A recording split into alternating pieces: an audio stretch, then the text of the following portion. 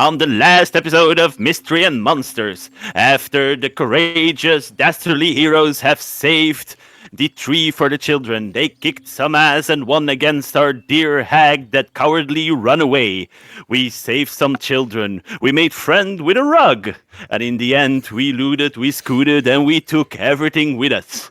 Then we took to the camp, we talked about our emotions, rekindled some new friends, and learned the true meaning of strength by the courageous and dastardly Mustachio Brom, or also named Plum. Ta-da! Not bad. Not bad for essentially 15 seconds of preparation. Good evening, everyone. Yeah. Thank you, thank you. Very, very nice. So, yes, indeed. Before we get into how is everybody doing? Everybody fine? Yep. Good. Alive and well. Yes. So, in the last episode, the Battle of Loomlurch, the liberation of Loomlurch, had led you to chasing away with her life just a hair's breadth away from leaving her body. The local hag who fled across the sky towards Yon aboard her flying rocking horse, which you had discovered to be the missing unicorn. You had liberated the children, you had looted the tree, and set yourself to Little Oak, where we indeed had a few heart-to-hearts. So I believe it was Plum and Ysdred, Mina and Tavaren. Well, the newly renamed, or Wilhelmina and Tavaren. With maybe a few insights into each other's inner selves. Let's put it that way. Now, we are still potentially in that moment. We can start, or do you feel that we should just have your long rest, move on? How do we feel?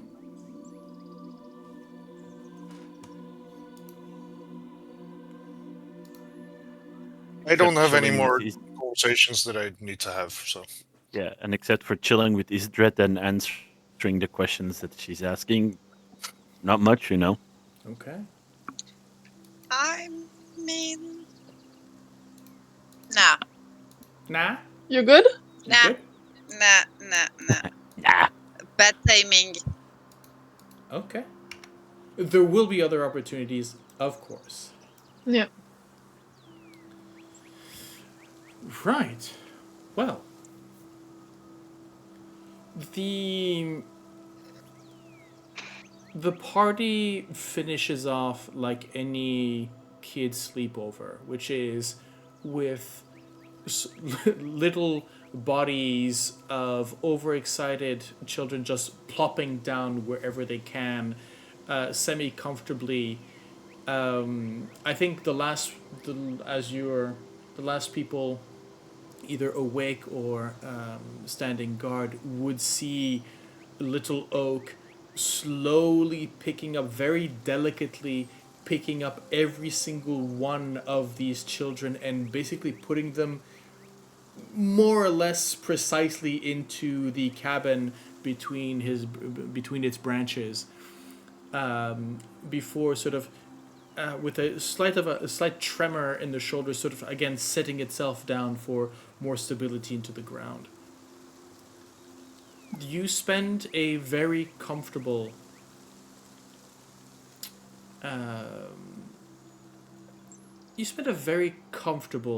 rest. So first of all, long rest for all four of you. huzzah. Is there anything in particular? No, maybe we'll come to that later. We'll come to that another point. As I said, timing, as Ysdred said. As the morning comes,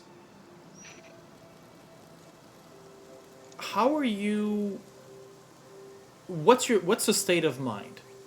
Right, you just had your very first very big battle. Right, you still have maybe some of the aches and pains of the of the fight. What's the general mood?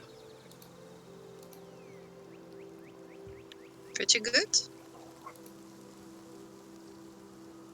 At least So here. I'm doing jumping jacks. I am doing my strongman training in the morning, and I'm feeling pretty good. I think we should hurry. Like, get painting back. Yeah, I can't argue with that. I agree. I mean, the Did covers are everyone really sleep well? comfy. The covers are really comfy. Can you just 5 more minutes, please? I just need 5 more minutes.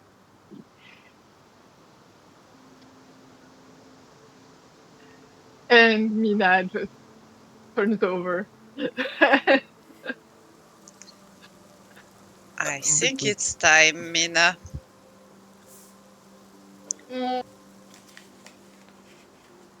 Uh,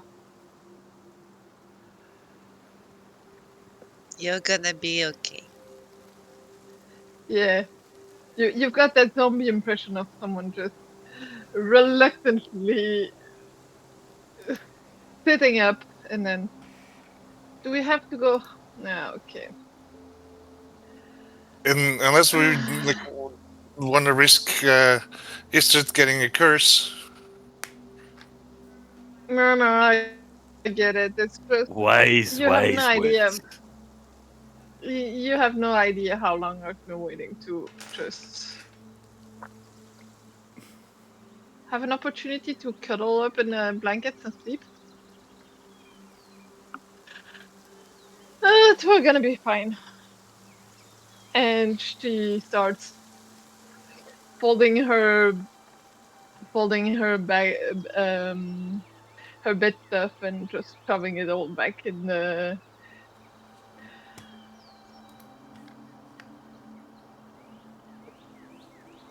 Mina's way less of a morning person than Anna could have been.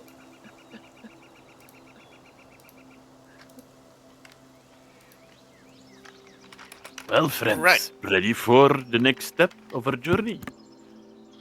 Yes. So, where do we go? I don't know. I have no good sense of orientation. I think we need a guide again, right? Yes. Yes. You would know that. So one of you still has the Lord. gourd basically Cat to call Clapperclaw, who would be Right. able to bring you quick. Now, Clapperclaw told you that he would be mostly staying in the area around Nib's cave. around Nib's cave. Yeah.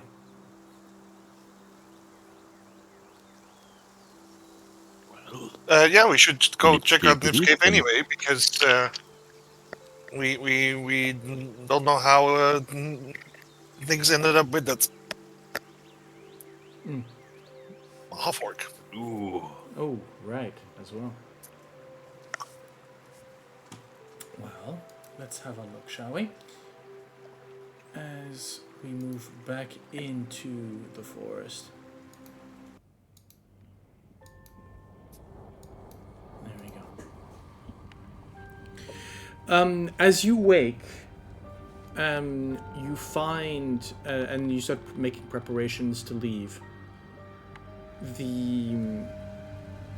You find that Will is very much up and about.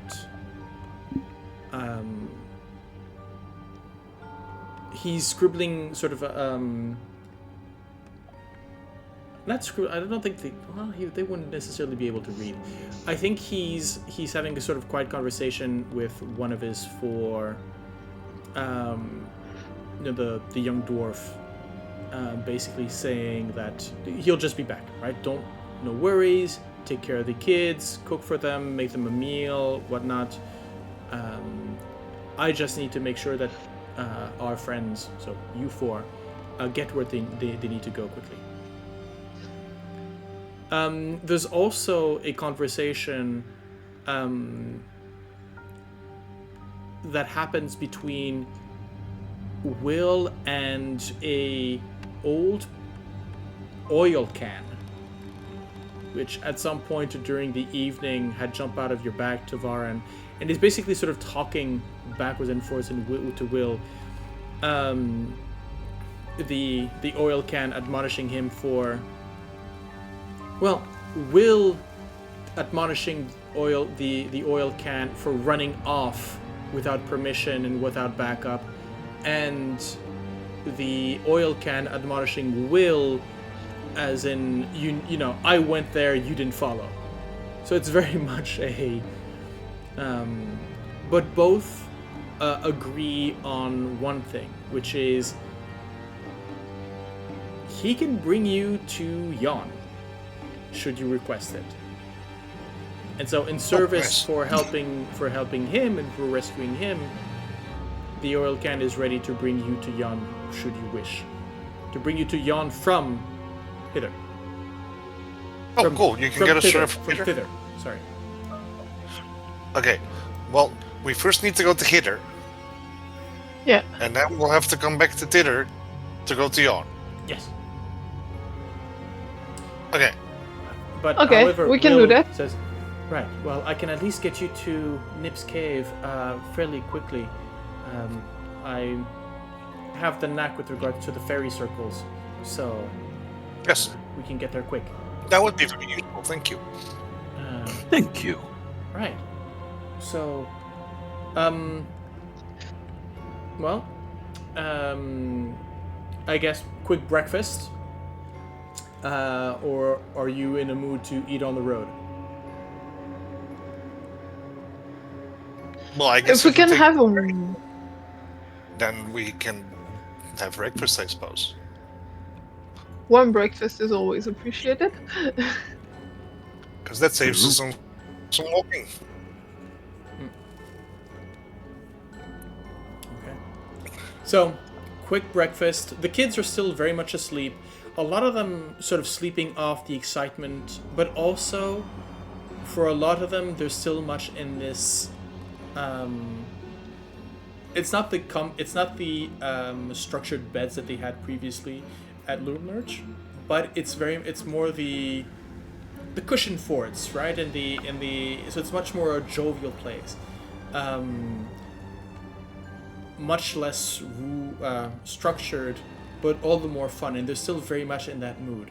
And so as you're looking about, as you're moving from room to room, it's literally stepping over just prone kids all over the place. It looks like they've had a massive sugar rush and just crashed all at once and then slept for 10 hours. And they're still sleeping it off. Yeah.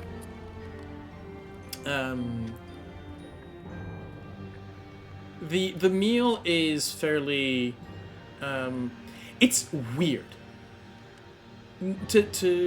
I would imagine imagine we've all seen Hook. Yes. Right, Yeah. so it's a meal where it's sort of taken out of a kid's imagination, but drawn with crayons. Nothing has the right shape. It's bright and saturated colors. The tastes change between your fingers, your mouth, and your throat. It's just weird, but nourishing nonetheless, as the magic of thither here infuses itself into whatever these kids might dream of as food. As you then move out following Will, pretty much just a hop and a skip to, almost literally, to the next fairy circle, then another hop, spin, and skip across the forest, as once again you have Will sort of spinning these up, so again and again, and he says, not this one, not this one, this one, next one, jump, right? And as you all jump, you find yourself into a fairly familiar clearing, the first one that you had noticed when you arriving in thither. and So a that was small this little one? path. Poof. Yeah. Small little path. Well, actually, it would be with this one in this case, but then Hmm. they're more frequent on the map than they are on the map. Let's put it that way. Yes. Plus, they have a tendency of changing. Popping here and there. Some disappearing, some being corrupted. So, but now with the hag gone, well, things are a bit lighter in the forest. Just already. As you move to the familiar sort of rocky incropping, and you can hear the metallic the metallic sort of the scraping of metals as metal and wood, as you can hear Nib sort of humming from inside the cave.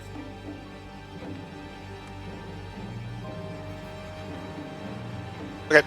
We'll walk up to the Knock, cave knock, knock. and go, "Hi, Nib." Hello? Oh, you've come again. Good. Yes. Hi. How are you doing? How have those gifts of mine been treating you then? Very nice. It's very Very snazzy. good. Oh, I am glad. I'm glad.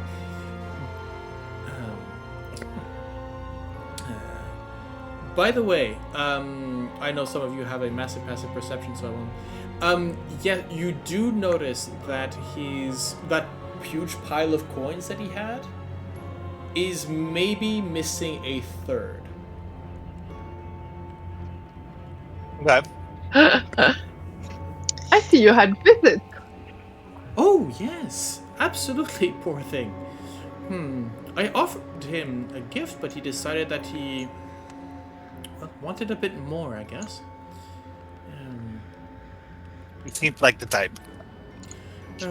Well, yeah. You could say that, but if I've learned anything, is never to judge a book by its cover. But yes, I would expect that, well, those riches will reappear here sometime or another. They always do. But I've been That's good. hearing things across the wind about things changing up in Loomlurch. A bit of chaos up there. Yeah, Bavlorna has left Bavlorna. after we kicked her ass. No, Scavada. Kabata. Oh. Well. I've never known her to just let bygones be bygones, so beware. Oh, no, probably not. If she has your measures. But anyways. What brings you back to my little cave? Well, we're on our way back to Hither. Oh, are you? Yeah, we need to bring a painting to Bavlorna. Of course. Of course.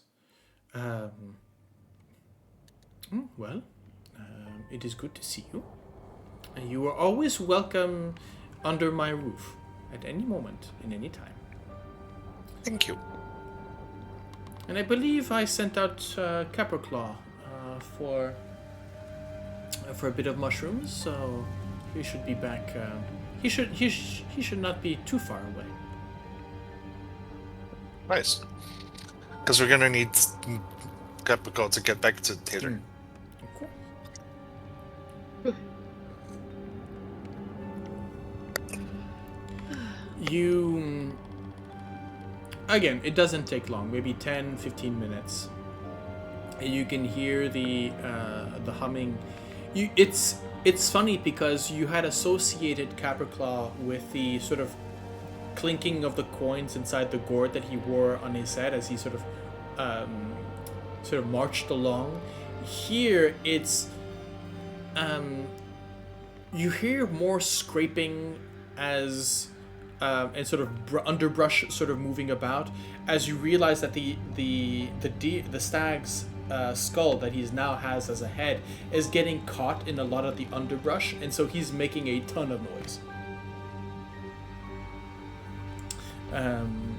So not as discreet maybe as previously, but as he comes to you, sees you at the mouth of the cave, he sort of looks at you, and again with the claws he has sort of this little satchel, and you can see it's sort of overflowing with different types of mushrooms and maybe leaves or herbs or that kind of thing. And he sort of drops it and he goes, "Ah, well. Needed my services then?" Yes, Clapper, if you are not too busy. Of course not. Well, always busy, always something to do, always something to discover. But I guess I'm busy with you for now. By the way, this is Wilhelmina, previously formerly known as Anna. Oh, Yeah, hi. So Scabata had my name. oh, that makes sense. Yeah, you don't want a hag to have your name. I mean, people have lost their heads for less than that. I found mine, so I can say that now. And he has a sort of you can see there's just a little sort of movement of the head, which is amplified by the antler, so not at all discreet when looking at Ysdred.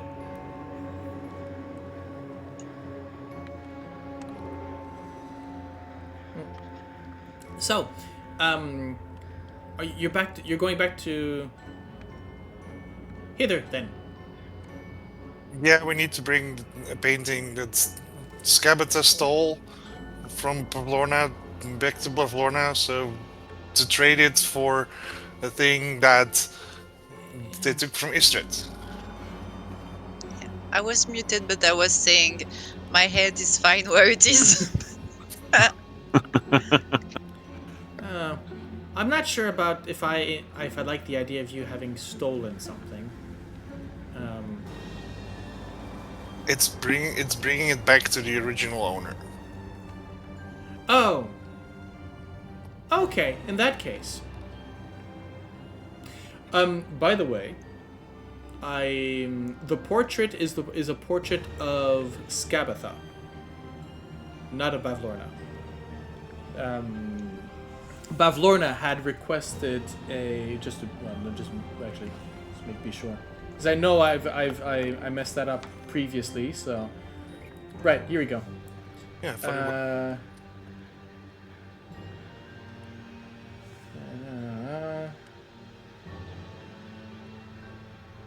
Yeah, so she wants the character to steal a portrait of her older sister, Scabatha, and delete. So, I'm just going to say, for the interest of the story, you stole the right painting. Just so right? You stole the right one. But yes, she's basically taking her...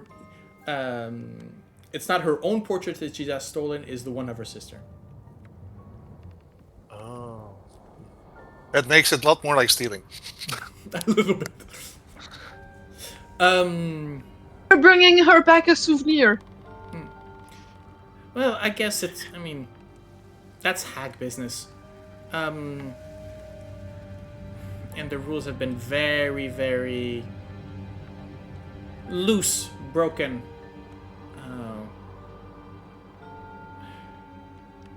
Is it really stealing if they consider that everything belongs to them anyways? Blech. Anyways. Rattles the brain, that, if I had one. Okay, let's go then. You want to go now? Yes. Yes. Yes, please. Okay. We The sooner the are better. still on the timer. Well then, we'll make it quick then. I'll steer us away from that mud pit from last time. That was... Anyways. Yep. and you walk through the mist. The passageways are... It's different from what you did previously.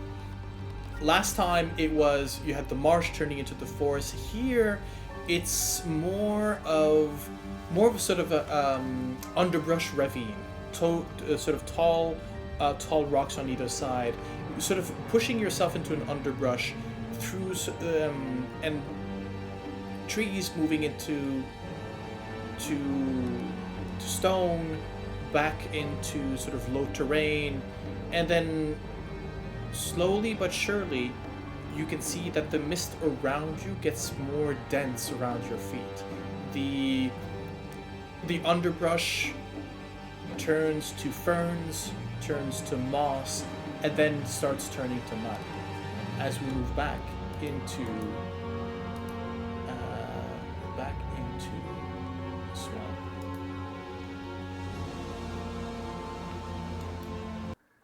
There we go. Let's move you back to here. Damn, been a while. Yeah, it's been a while.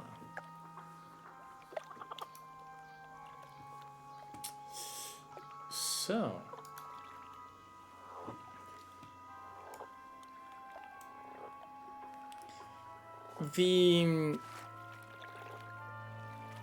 this time you do not arrive by you arrive on maybe sort of a small estuary, a small sort of a, and Clapperclaw, instead of bringing you by, you find basically sort of a raft fairly similar to the one that you had escaped downfall in previously, but this time it's different.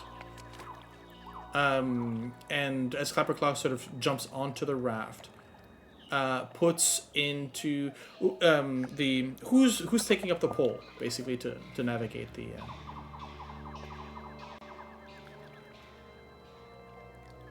Okay, Plum. Yes. Unfortunately, Yannick, you were waving your hand just outside of my view screen, so I couldn't see it. There you go. Perfect. Yeah. And you head yourself down to up the river, I guess, to Downfall. Again, the humidity here after the cool forest and the darkness of the dark coolness of the forest.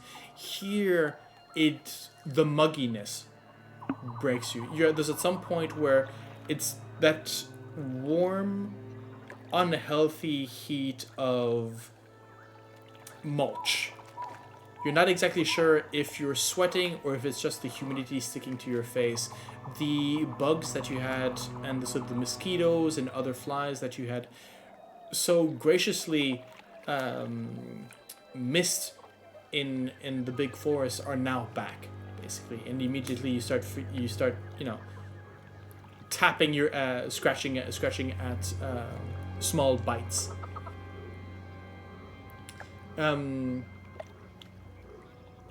How's everybody reacting to this?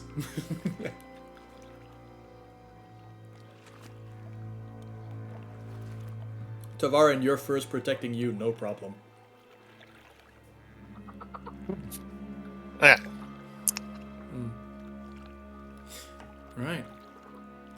So, directly to Bavlorna's cottage then? Yeah. Avoid as many pitfalls as we can. As you wish. As you're moving about in the fog, again, you have these sort of banks of fog that will open and close, giving you... you move almost silently, just with the noise of the pull into the water sort of pushing up. And you find yourselves in that sort of wide, croaking lake that is Downfall. And again, once again, as you move in, you start seeing the denizens. who are just as chill as you've seen them before. Sort of leisurely lounging on either rafts or small boats, large lily pads, or just swimming around. But it's one of those things where, I mean, as they look about you, just wave nonchalantly, just as you had never left, or if nothing's changed in the past 3 days, which is either an eternity or no time at all in the Feywilds. But Time is a weird soup. Time is a weird soup, especially in the Feywilds. And so you move to the cottage, to Downfall first.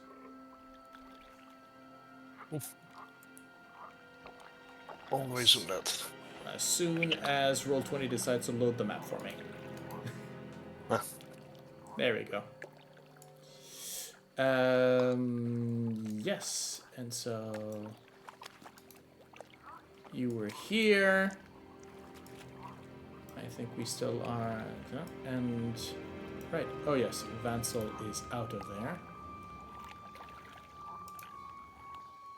Right. And you said directly to the cottage. Yep. So directly to the okay. So to remind you, it's this huge sort of mansion on stilts, basically, just in the middle of this lake, with this sort of iron beam at its center, which you know to actually be a, piping, plumbing piping. No one seems to notice you as you push yourself across the waters down to the bottom of this stairwell going up towards Bavlorna's cottage.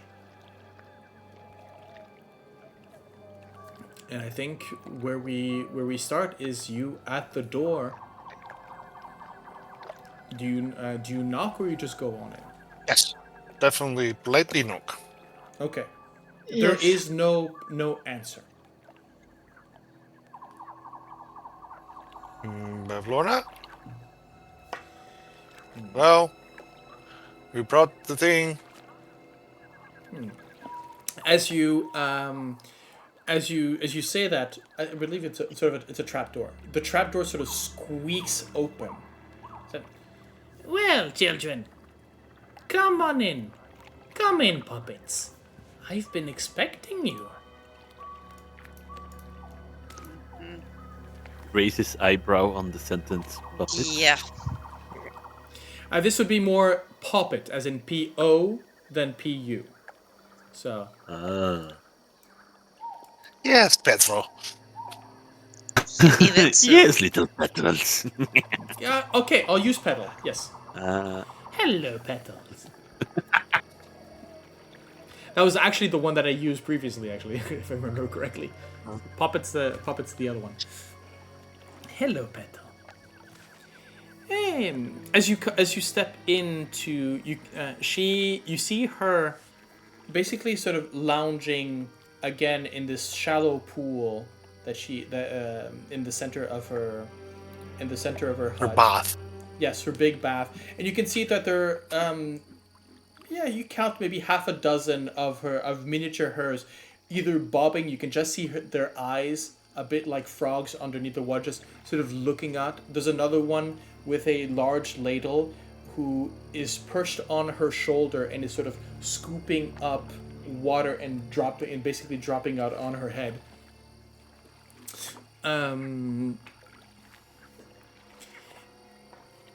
again, the familiar mirror, the magical mirror on one side, and the other sort of peeking from the water or from over the side.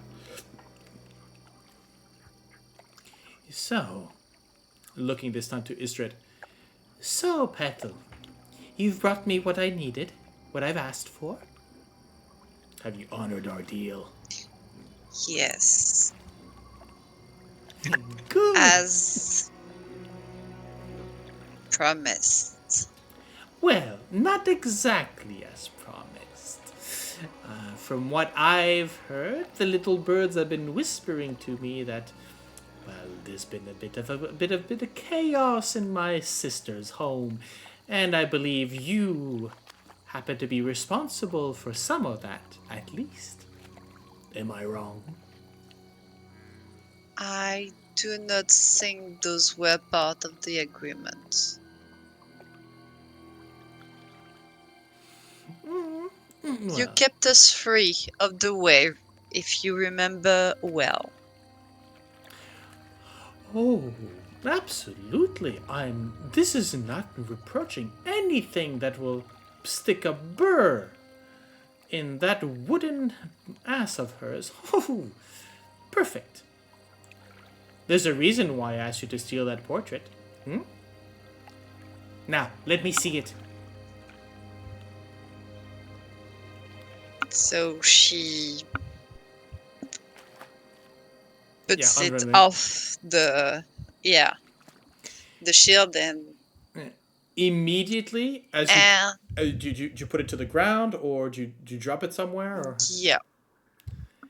as you're about to put it down, immediately, before you can even say anything or notice them arriving, two of these lornlings are basically right there in front of you, holding their hands up and wide, and basically grab onto the portrait, and then there's a rush of wind, and there's a slamming of a door somewhere above.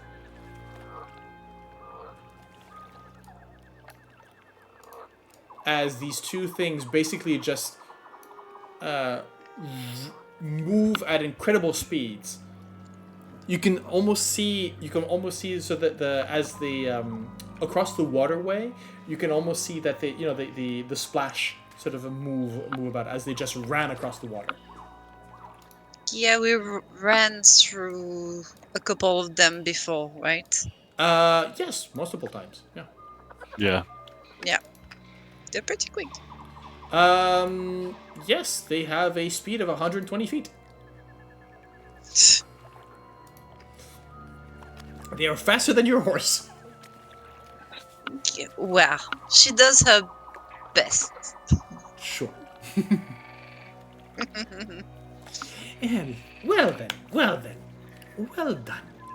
So, I guess that you'll be willing to get your prize then, What was it that we had discussed? Well, what is mine?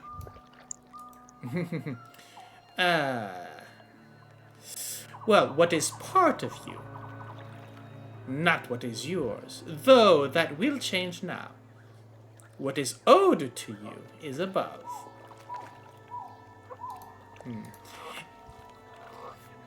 Shall I bring you to it?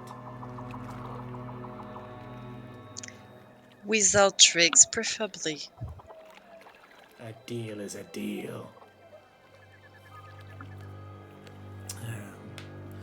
Besides, I have a reputation to hold. Come. And she sort of lifts herself from the water. But not enough to stand fully upright. If she's hunched as she is, she's about Mina's height. Meaning that the highest point of her body is her shoulders. And you can see that she's helped outside of the bath by a couple of these lornlings that basically hoop her out of the water. And she's sort of there dripping for a time that is longer than what it would take for all that water to pour out.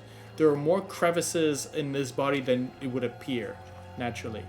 And you can just follow the trail of this swampy green and mossy water up the stairs. And we shall do that.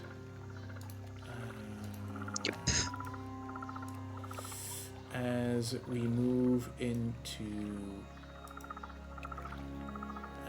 place party. let's put it here. Into as you move up the store, up the. Now. Let's see.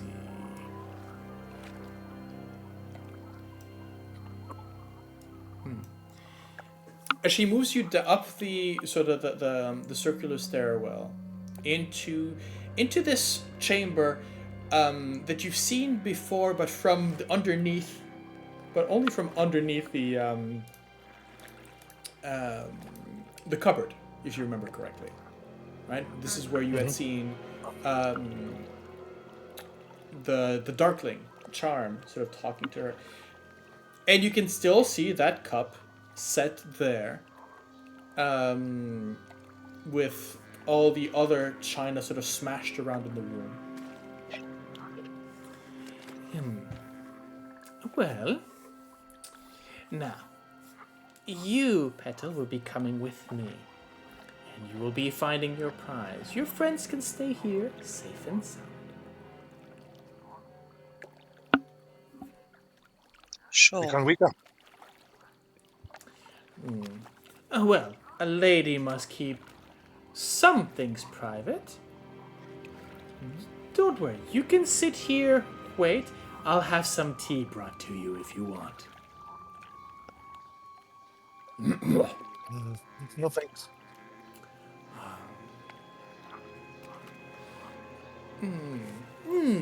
I insist, rules are rules after all.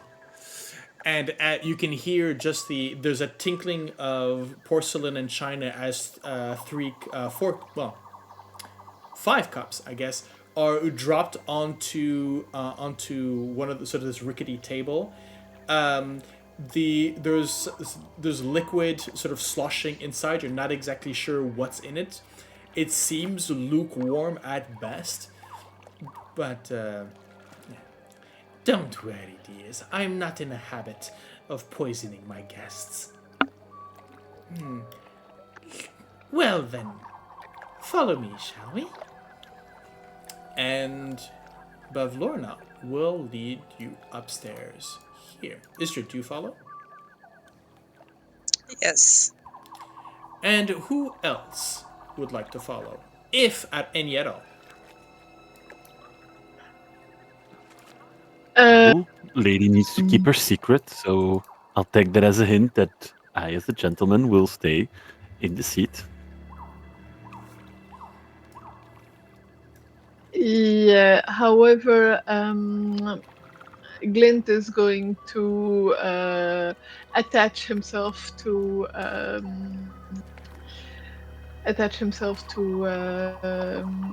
Ysdred as she leaves. Okay.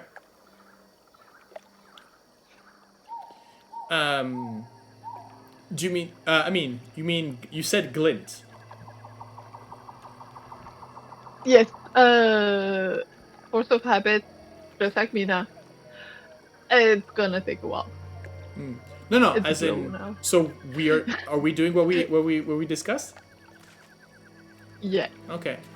But So- your familiar also has a different name? Yeah, Glint. Oh.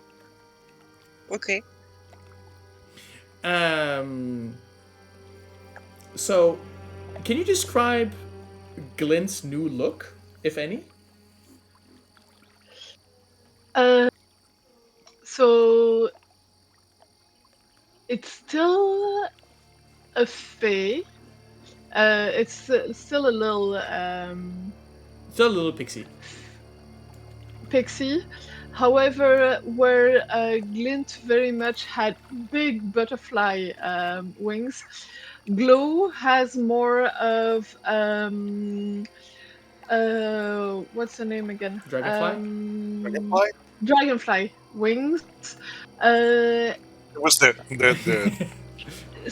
Yeah. the minding of it. Like- Was maybe like Yeah. the dragonfly. Yeah, that's why I did it. Yes, and very much more colorful, while Glint was very much this sort of... Yeah. Had this sort of veteran... I mean, we said it was Glint Eastwood, right? So very much the cigar-holding, sort of gruff-looking pixie veteran. Do you Here feel it's lucky, much more. punk? Glam is much more willowy, much more colorful, though capable of disguise and whatnot. However, as Glam sort of slips into Ysdred's Ysdred's hair to kind of, as soon as you get to the first landing, Bavlorna sort of looks at you, Ysdred, and immediately sort of picks with two long nailed fingers into your hair. Ooh, it seems you've caught a bit of a case of the pixies. No, like I said, things are private here. So I'm going to give you a view of the upper landing. However, your pixie is very quickly dismissed. All right. Did I have time to identify the two creatures that were in the room with Ysdred or not? Let me find you the description here. This is this is 18. Here we go. A ball of light bobs around the rafters, chasing shadows over this room, in which the owner's messy habits are on full display. Rumpled and moldering rugs share floor space with food scraps, stacks of dirty dishes. Wait, this is... Yeah, this is technically... This is your bedroom. And tipped over clay pots whose plants have long since died. A bed that occupies one corner of the room has a pile of straw in place of a mattress. The opposite corner stands a squat chest of drawers with a watering can resting atop it. The only other furnishing of note is a stocky wooden chest with a sturdy iron padlock. It sits in another corner between two closed doors. So you have the chest over here, the ball of it, and I think immediately, Ysdred, as you look up to the ball that is illumining the light here, it is not moving in a. I think you would clock it as not necessarily organic, but something alive, right? There is a pattern that is too chaotic for just to be a spell, sort of moving, doing its rounds. It's sort of bobbing in front, and I think you would recognize it fairly quickly as a sort of a will-o-wisp of some sort. Okay. As for, unfortunately, I think you see all the creatures, right? Yes. Okay, so I should have hidden those, not a problem. But basically, as you move up, you notice that the plants, these sort of dried, potted plants, sort of either put to the side or fallen over, seem to sort of creak in your direction. One of them has, you can see, actually these two up here, have their limbs sort of extended towards the cupboard, and maybe you can guess that they're maybe trying to reach the watering can that is above the mantle. Okay. Well, now that we're here into my in my little space, come with me. Just beyond the door, you'll find a large bronze frog. Just reach inside its mouth, ask it what is now yours, and you will receive.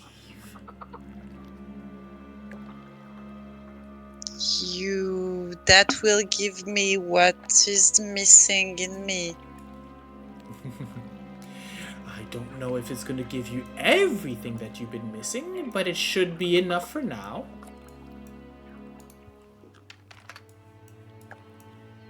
That is not really an answer. Will it give me what I came to look for?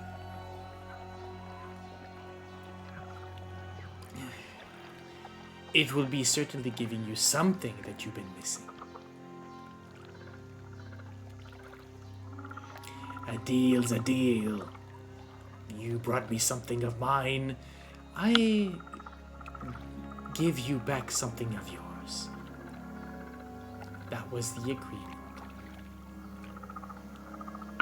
Right. You're not gonna go back on our deal, will you? No, but hoping that you're not going to try to trick me. I would not see why.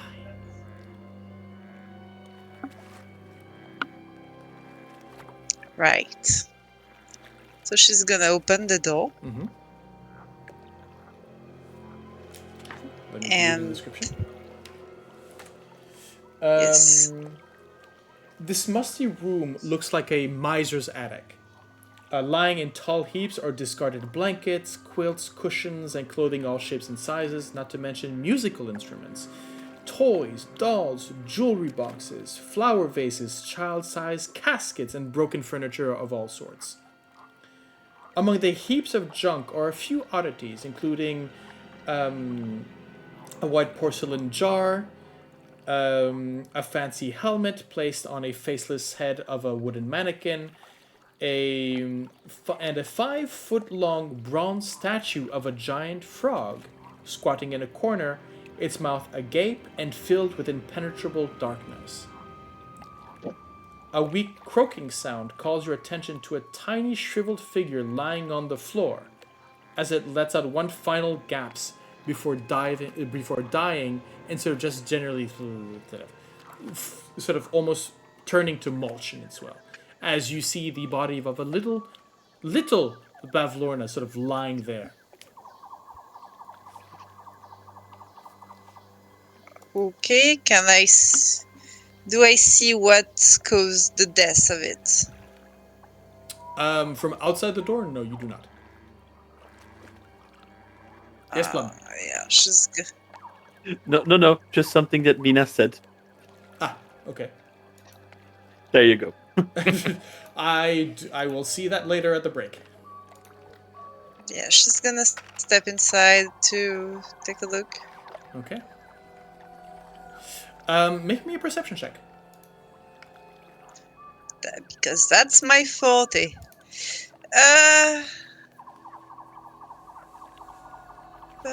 Perception. Let's go. Wow. Ouch. Well, here we Wow. go. Here we start. That's a great start to the game tonight. Yes, Um, that I never think- happens. Me starting with a fail.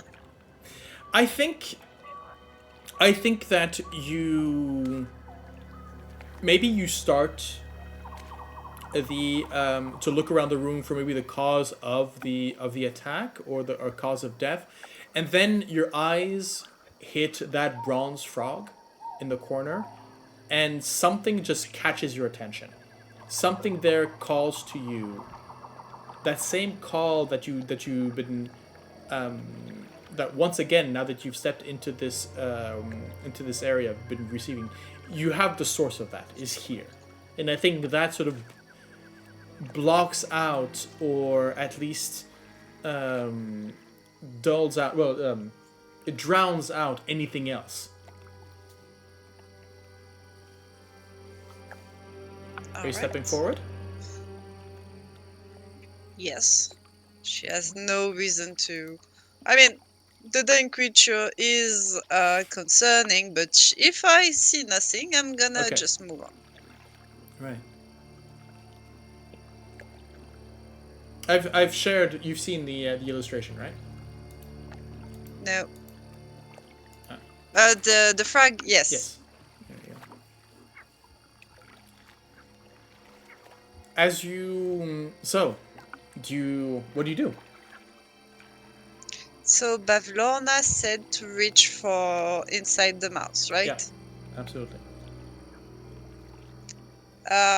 She's gonna take a look at the frog first, but then reach for it. Okay. She's gonna more take a look and try to feel the pool? This Like, is it really inside? Is it behind? Yeah. I don't know. No. The She pull expects is a definitely trick somehow. okay. Yeah. The pull is definitely coming from inside the creature, inside the not the Okay. creature, the construct, or the not the construct, the statue. Let's put it that way. Yeah. As you're looking at it, it's the frog is so like I said, it's this bronze frog that could be in any sort of extravagant kind of garden or park, right? This could be something from which water would sort of fly out into a fountain and stuff like that. It looks like the ornament, the large sized ornament for a fountain in a big park. You can see that it's the areas around its mouth and its eyes have been sort of sort of polished so that bronze metallic sheen comes out. And yeah, inside you can see that there is this sort of moving darkness. What do you have any skills that change your vision? I have like blind sight. That's not really no. I was thinking more along the lines of do you have what kind of invocations do you have? Oh no sorry sorry. For some reason I thought you were a warlock. No, you're not. Sorcerer. So no, yeah, Yes. I think your dark vision just allows you to kind of see that there is this sort of inky. It looks like inky mist, right? As a sort of over the end of the mouth.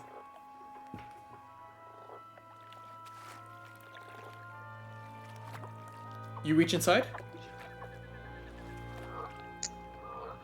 I mean, I see no other way, and I don't have mage hand, so yes. Okay. Let's go.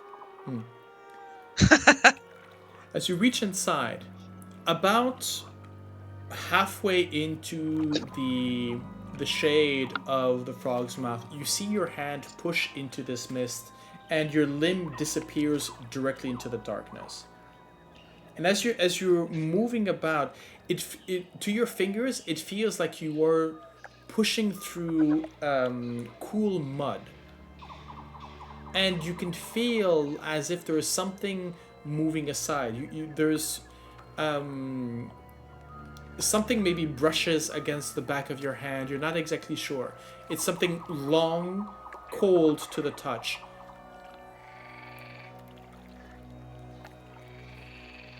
But you can't identify it. It doesn't seem to have nothing you touch. Well, these things that sort of brush against your arm and the back of your hand never come to the front of your hand, so you can't catch them. At the front of so I'm guessing at the front of your mind you have. I'm looking for what I'm missing. Correct? Yeah. As you're looking through you're not exactly sure what you're looking for. You have no idea of this, if it's an object, if whatever this might be. But at some point, as you're feeling around, you hit something just on the edge of your fingers, at the tip of your fingers. You feel something smooth, something round. It's orb-like, spherical. It has the touch of glass with some sort of a base to it. And you can almost feel, almost greedily, almost by instinct, your hand sort of closes around it. And as you pull it out, you find yourself in possession of it would seem a sort of a snow globe, in a way. It has a sort of a wooden base, a sort of a half dome, spherical glass, and as you've just moved it out, you can feel that sort of there's that squelch You know, as you when you pull your foot or you put your hand out of mud, right, where the darkness starts trying to Yeah, cling you to suction. keep you. There's a little bit of suction. Nothing is left of the darkness onto your hands or arm, but you can still feel that pull. And you are there, and you find this thing. It has a at the center of it's this snow globe. You can see that there's sort of silvery sparkling glitter sort of moving about in this sort of clear water. There's something at the center of it, but you're not exactly sure what. You would have to wait maybe for the snow to die down. What do you do? I'm gonna pocket it and try to look around, kind of still like putting it off for later, Okay. and looking around, making sure there's no trick, I guess. Okay. Make me a...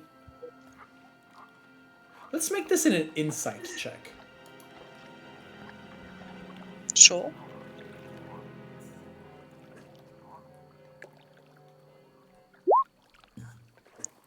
That's better. That's better. Yeah, that is much better.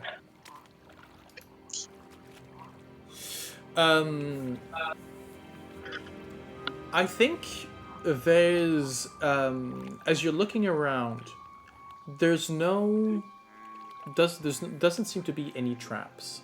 There's no there's no gotcha moment. As you pulled this object out of the, you kind of maybe expected maybe the mannequin would come to life, or maybe the frog would leap into action, right? There's none of that.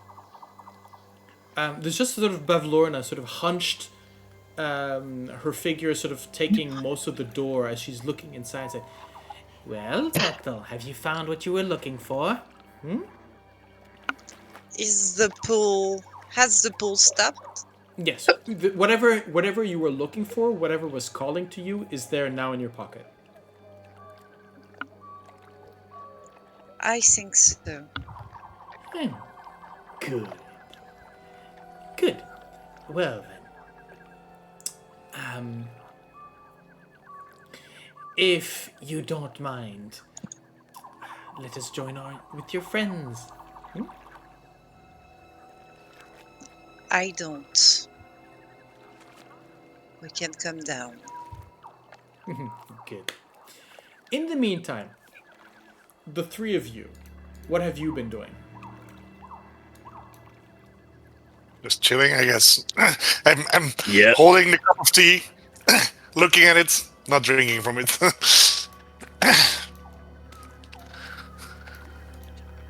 Okay.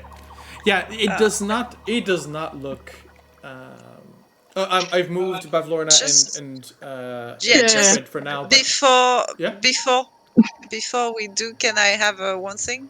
sure. When we go back, she's like, "You don't mind, do you?"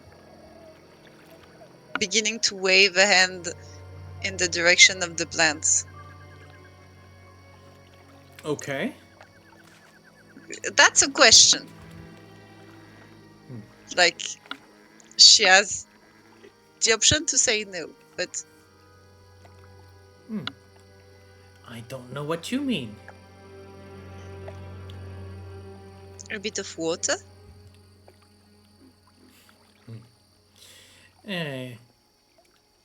I'll get to it eventually. No. Let's move on. We have a tea party to hold.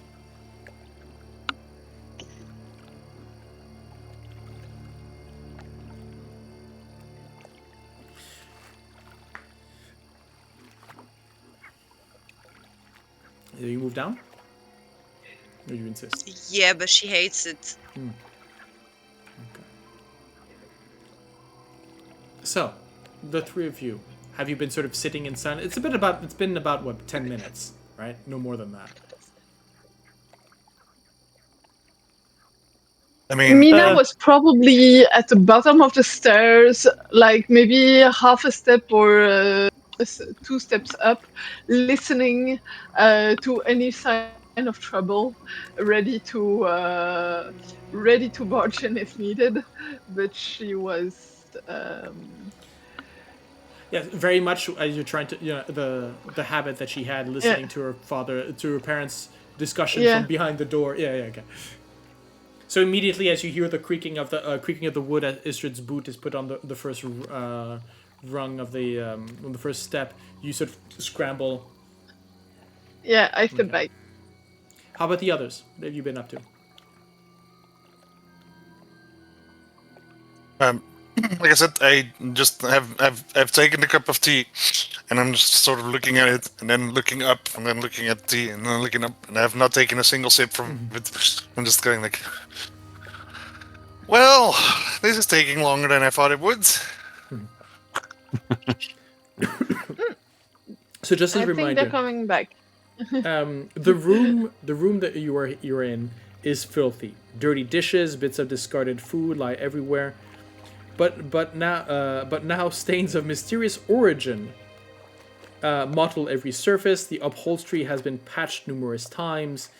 Set in with its back to the wall in one corner is a hulking wooden cabinet. Sturdy legs support the bottom of the cabinet 6 inches above the floor. There's a decrepit staircase climbing up to the wall in the other corner. And you can also and you can also see on top of this the mantelpiece, the cupboard.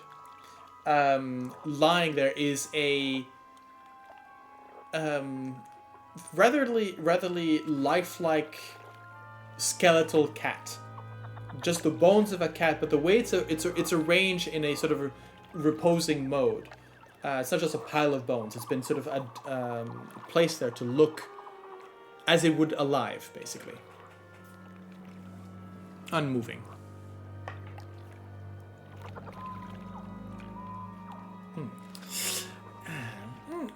Well, now, my darlings, now that we have settled our little debts, and you have done me a favor and I have given you what you wish, is there anything else I can do for you?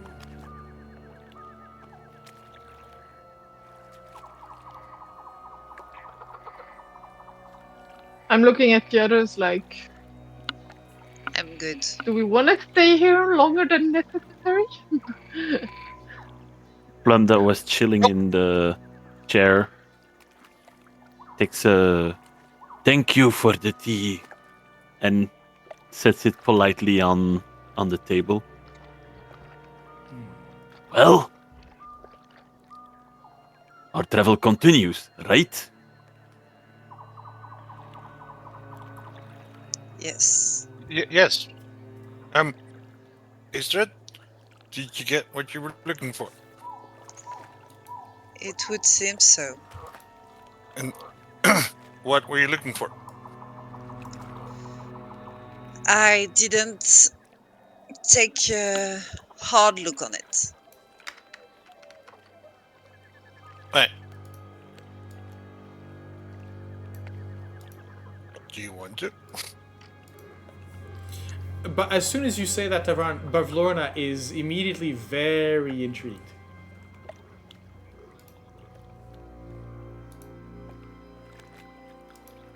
Intrigued by what? By what Tavaren asked, or what Ysdred said? At the idea of your response.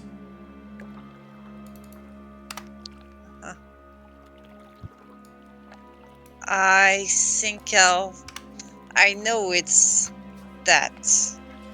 So I think I'd prefer somewhere more private. You know, lady private stuff. Okay. Right? And she gives a look to Bavlorna. Well, then. Well, if you're looking for a little stay or somewhere more private, I have a guest room that I can put at your disposal should you wish. Surely, after all these trials, you must be tired. That is a very nice invitation. However, we still have a way to go, so we're not going to infringe on your hospitality. Well, of course. Well, then don't let me keep you. And she sort of, with a long hand with fingers and too many knuckles in each, too many bones in each finger, shows you the way out. Now, I'm going to ask you to the players. This could be an opportunity to take her out. Do you wish to do so or not?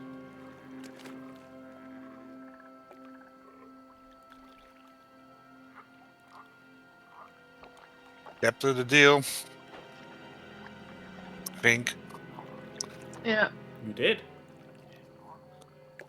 You're square with her right now. True. Worst case, we burn the building down. But I agree.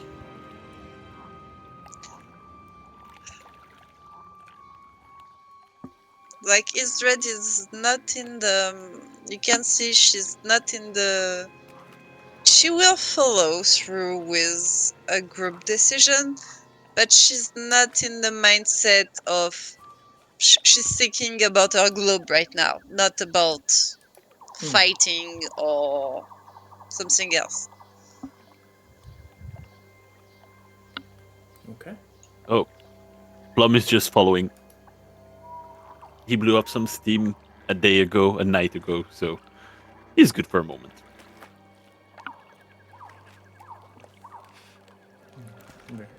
Mina is not going to attack someone when. Okay, she's a hag, but we're fair and square, and. Plus, she gave us hospitality, which means we would be in the wrong. In the wrong, indeed. Pretty sure we're already in the wrong with a couple of things we've done, but let's try and keep to No, we're square. the law Like- as much as possible. We made a freaking quest for that, so Okay. we repaid all that had to be repaid. Very well. Then I think that you are gently but yet forcefully escorted out, the same way you shoo mice out from your doorstep, right? You just come on, you're sort of moving out. Yeah. The door slams behind you, and in the interest of moving things along, I would say we find ourselves back on the shore of Downfall.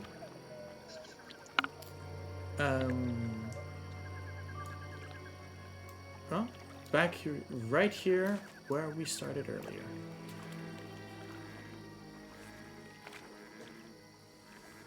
Well, it went quite efficient. Wait, let me just do this. Yes, that's. I'd like to go the furthest way as possible to somewhere where is not her domain, preferably.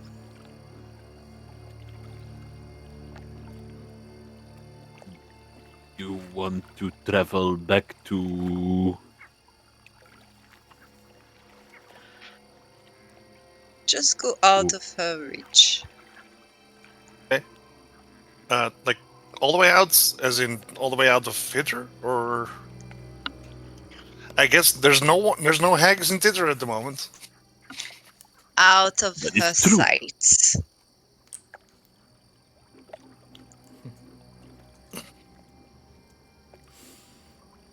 I don't know where out of her sight might be, but out of her sight. I'm getting very curious now. Okay. So back into the My mist, question basically. is, Clapper claws. Go. Are we going back? that was gonna be my question. And Mina's Yes. question is, do we still have something to do here in Hither? Well, that depends. Like, you know, as soon as Ysdred finds out if that is everything that Yeah, she came for. yeah. I would say, Ysdred, you might want to check if you've got everything that you needed. So reveal, find out the object you got before we leave Hither, because if we notice that there was a trickery, do we really want to go through the mist again? I remember there was a little house where we rested Yeah, there was a for a hut night. over here. Indeed, we could go there for a moment and take a moment to gander on the object and see if there was no trickery in the end. I'd like that. Let's go then. Alright. Okay. Well. Oh, wait, I could just... One click, place party. Oh, that is Oh, what? pretty close to where no, that's too close. That's her domain. Yep. Like I was not thinking of those houses. Like, no, too close. So Too you... too close. Yeah, but... Oh, you want to leave Downfall? I guess... Somewhere that's not right outside her porch, and like she doesn't feel right about that. So where would you see? Is it, are we I was talking thinking about the tree. The tree with our friends that were hungry, or something like that, or That's So back to thither. it was Caesar. the tree was in Twitter, yeah. Yeah. Oh no, walking you're talking tree? about Telemy Hill. The mountain.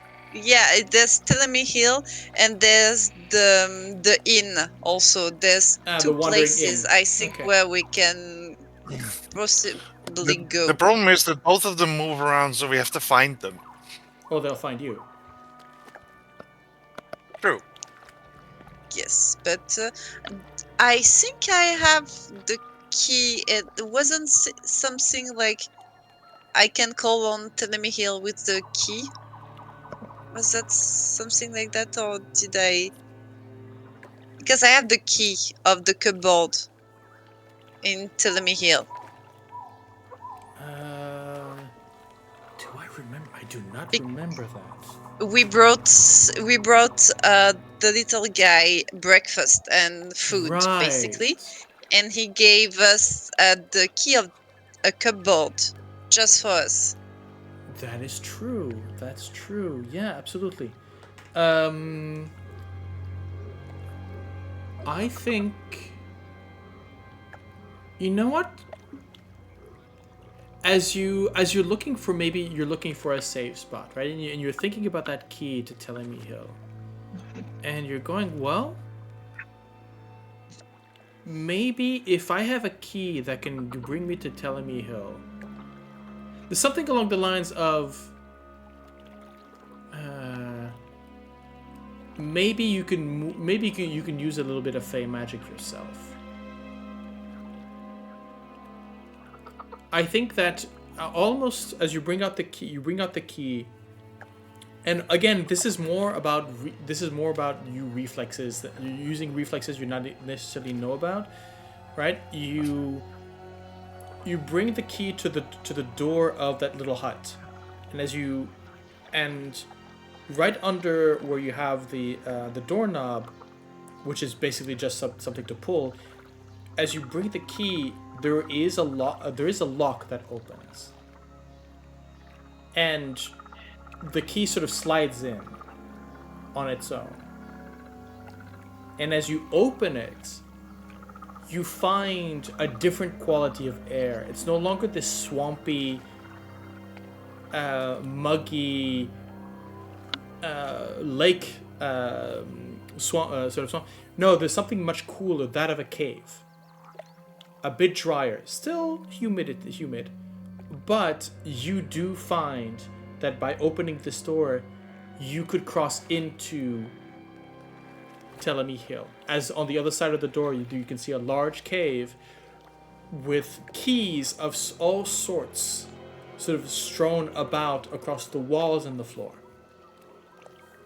So I think when Ysdred realizes it, she freezes. And then she looks at you, and you can see kind of a rare emotion on her face. Like, she has big eyes and a big smile. And she's more timid in her expressions usually. And you see a child, like she's opened a portal to Narnia, like basically. And she just smiles at you and goes right in. Now, I like this for the story. Please remember, this will not work. This will most likely work once, right? Yeah. Sure. But as you all cross through the threshold, you find yourself on Telemy Hill.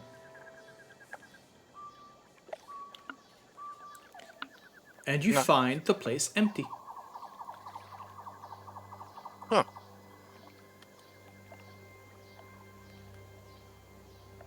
Okay.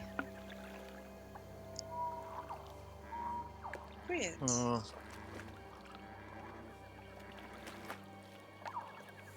Well, is it weird? Where's Jingle Jangle? Yeah, maybe he's out. He's allowed to.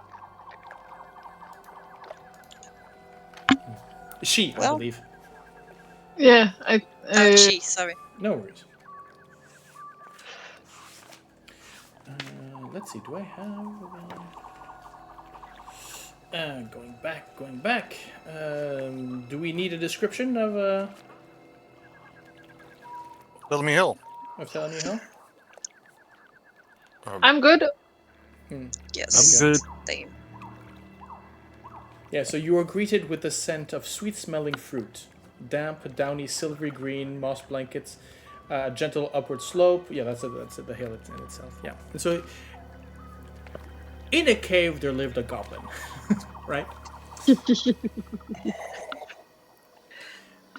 But yes, you are on your own for now. As you close the door behind you, there's a soft glow inside, maybe sort of a candle of sorts, or maybe a few mushrooms on the sides of that sort of give the sort of a glowing illumination to the inside of this cave. Is there somewhere I can settle and... There's a small bed. Everything is goblin sized. So there's a small bed. There's a small table, a chair, maybe a small. There's a small maybe sort of workshop where you can see sheets of metal and shears, the same way you would sort of cut keys, for example.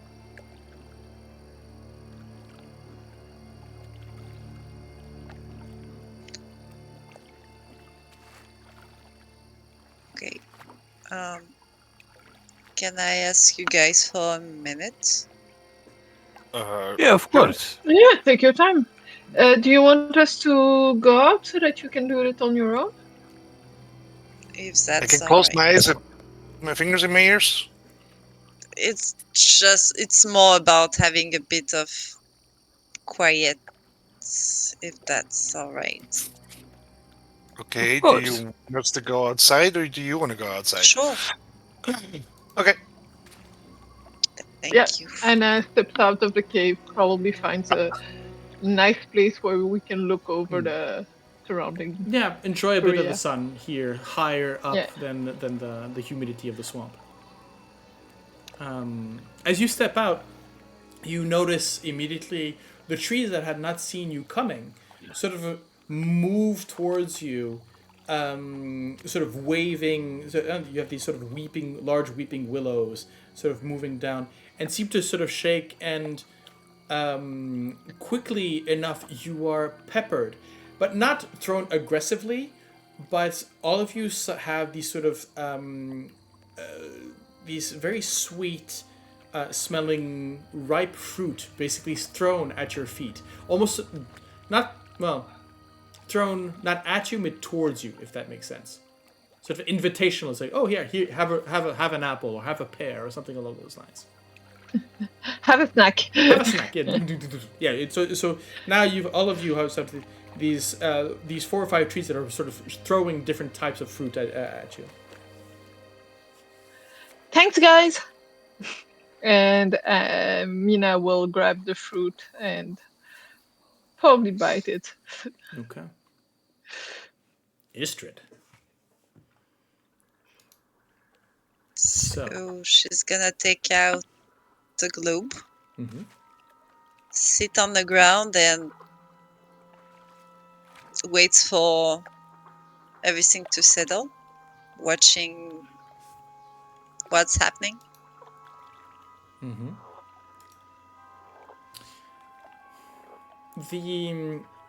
The globe in your hands, like as you take it out, it doesn't seem to have moved. It hasn't seemed to have calmed down much, right? You still have this sort of swirling of these silver flecks of something. It looks metallic. It looks like metallic snow, right? But whenever something hits the light, there's a flash of something. The same way as it sort of there's a flash of an idea, right? That it's the same kind of thing where you're looking for something, trying to remember something, and just can't grab it.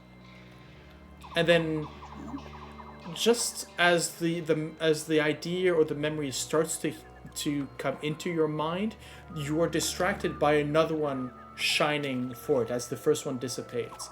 And so you have this sort of eternal sort of movement of shapes and ideas that float around what seems to be a central figure in the center. You're not exactly sure what. Now, Ysdred, even if you are not that old with regards to your current existence, I think you are aware of the art of attunement, right? When you have a magical object that you need to link yourself to it. Okay, yeah. Usually it takes about an hour, sort of over a short rest. This seems to be sort of calling you. It seems to be... it needs something more than just to be held in your hands.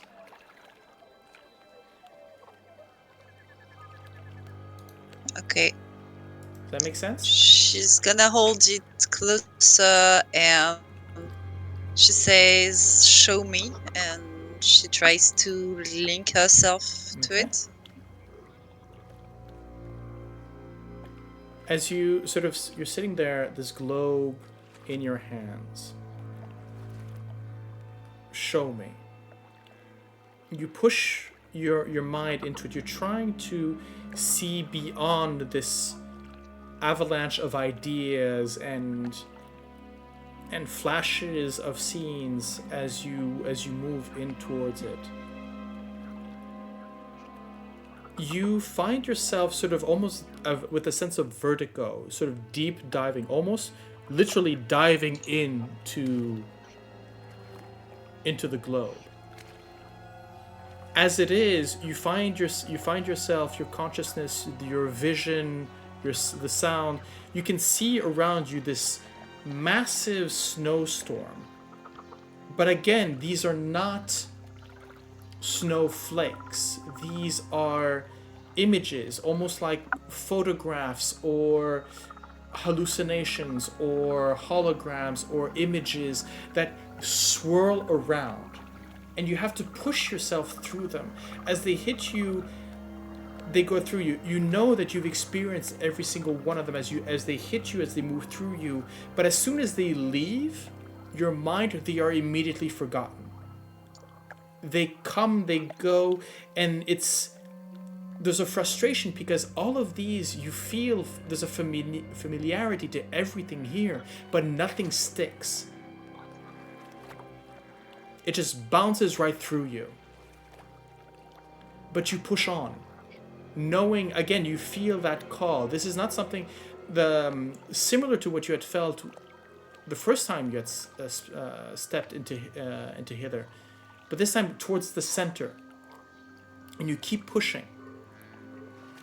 Until you find yourself rid of this tornado of distraction in this center and into the eye of the storm itself. And there you see a standing tree. Large Standing what? tree. A large Okay. oak. It's the canopy, sort of rich canopy, showing 4 seasons in itself. As in one part you will see budgeting leaves for spring. Then you'll see the full spread of summer. Autumn leaves turning brown and red. And in the last, you see these hanging branches naked for winter. The same way, patches of the ground around this oak seem to mark the 4 seasons and the passage between them. But in the center of the tree, caught in its bark, you see a shape, humanoid. Its head sort of held down. You can see that it's been, it has chains to its wrists, to its waist. And you can see that the tree has slowly sort of enveloping it, right? As you can see that there's bark now growing over the shoulders, and the elbows have been retreated into the trunk itself. The face is one of again, humanoid, purplish skin, large horns growing, one of them capped with what seems to be silver. Eyes of red, which strangely seem familiar to you.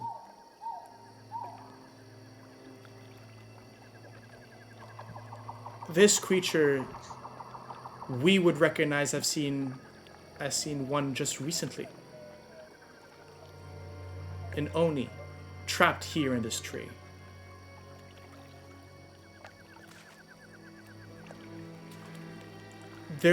She opens her eyes to look towards you and says, "Oh, hello there. So this is what I've become. Interesting." And that's where we're going to take our break.